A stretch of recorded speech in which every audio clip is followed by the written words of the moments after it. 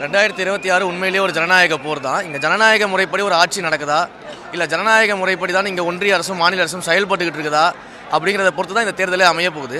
So இங்கே பண்ணையார்களுடைய ஆட்சி தான் நடந்துகிட்டு இருக்குது. மக்களுக்கு எதிரான ஒரு ஆட்சி நடந்துட்டு இருக்கு. மக்களாட்சி இங்கே நடக்கவே இல்லை.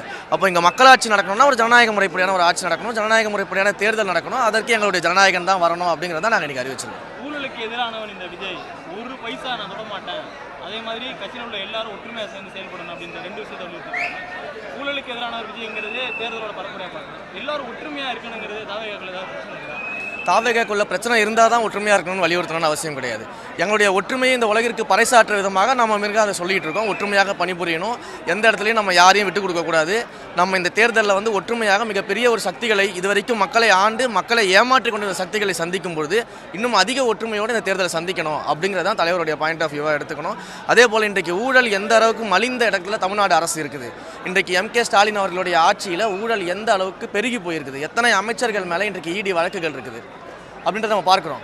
ஏன் இன்னைக்கு சொன்னது போல் திரு K.N. நேரு அவர்கள் மீது சமீபத்தில் எத்தனை கடிதங்கள் வந்திருக்குது, அவருடைய மகன் ஏன் டெல்லிக்கு போனார், ஏன் நிர்மலா சீதாராமனை சந்தித்தார், இந்த கேள்விகளுக்கெல்லாம் பதில் இருக்குதா? ஏன் தமிழ்நாடு அரசு குறிப்பாக ஆளும் முதல்வருடைய குடும்பத்தை சுற்றி ஒரு ED வழக்கு வரும்பொழுது, துணை முதலமைச்சர் உதயநிதி ஸ்டாலின் அவர்களை நோக்கி ஒரு ED வழக்கு அவருடைய பெயர் அதில் அடிபடும் பொழுது எதற்காக உடனடியாக நிதி ஆயோக் கூட்டத்துக்கு போனார், ஏன் டெல்லியில் போய் சரண்டர் ஆனார்? அப்போ இவர்கள் ஊழல் செய்வதற்காக டெல்லியினுடைய உதவியோடு, தன்னுடைய ஓனர் பாஜகவினுடைய உதவியோடு இங்கே தமிழ்நாட்டில் ஊழலை செய்வதற்காக ஒரு வேலையை திமுக செஞ்சுக்கிட்டு இருக்கு. இதே திமுகவை தான் MGR அவர்கள் ஊழல் கட்சின்னு சொல்லி 1977 வீட்டுக்கு அமைச்சார். இன்றைக்கு அந்த ஊழல் அப்படியே தான் இருக்குது, இன்னும் அதிகமாக இருக்குது. ஊழலை வந்து நார்மலைஸ் செய்திருக்கிறாங்க.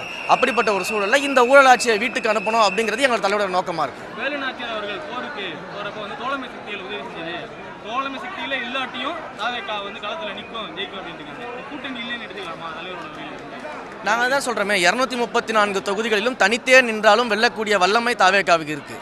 அப்படி இருக்கும்போது எங்களை தோழமையாக ஏற்றுக்கொண்டு எங்கள் கொள்கை கோட்பாடுகளை ஏற்றுக்கொண்டால் நாங்கள் ஆதரிப்போம், ஆட்சி அதிகாரத்தில் பங்கு கொடுப்போம். முதல் மாநாட்டிலே சொல்லிட்டோம். இன்றைக்கும் அதே நிலைப்பாட்டில் தான் நாங்கள் இருக்கிறோம். அதனால் தனியாக நிற்கிறதுக்கு எங்களுக்கு எந்த விதமான பயமும் கிடையாது.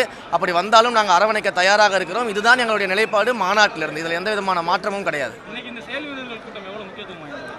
இந்த செயல் வீரர்கள் தான் இந்த களத்தில் இயங்கி ஒவ்வொரு கிளைக்கழக லெவலில், பூத் லெவலில் வேலை செஞ்சு இந்த திமுகவுடைய பண்ணையார் ஆட்சியை வீட்டுக்கு அனுப்ப போகிறாங்க. அதனால் இதுதான் முக்கியம் வாய்ந்த ஒரு செயல் வீரர்கள் கூட்டம்.